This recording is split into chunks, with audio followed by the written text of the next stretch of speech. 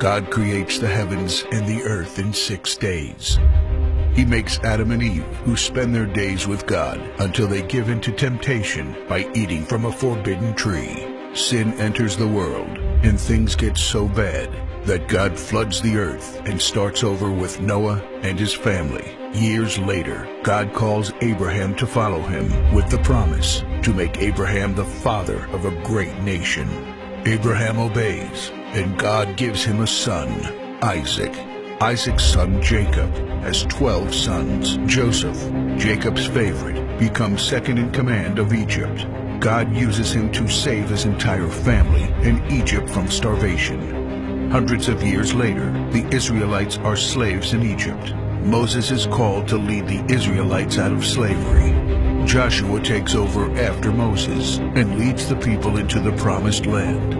After Joshua, God raises up judges, temporary military leaders like Deborah, Gideon, and Samson, who protect and fight for God's people. The people tire of this leadership, and they call for a king.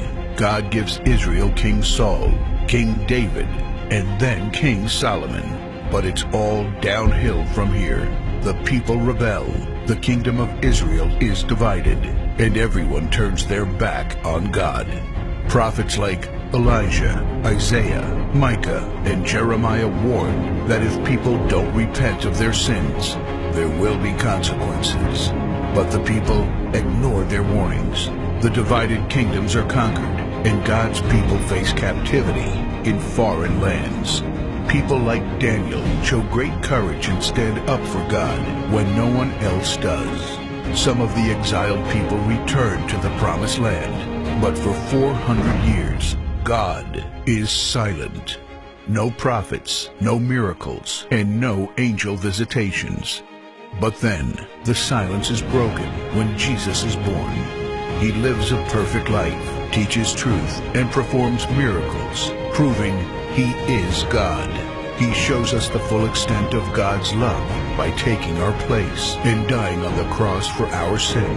He is placed in a grave, but 3 days later, Jesus rises again, conquering sin and death. His followers travel the world, sharing the good news of His love and starting churches.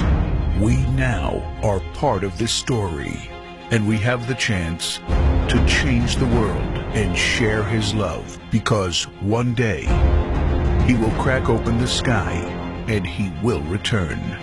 It's the greatest story ever told.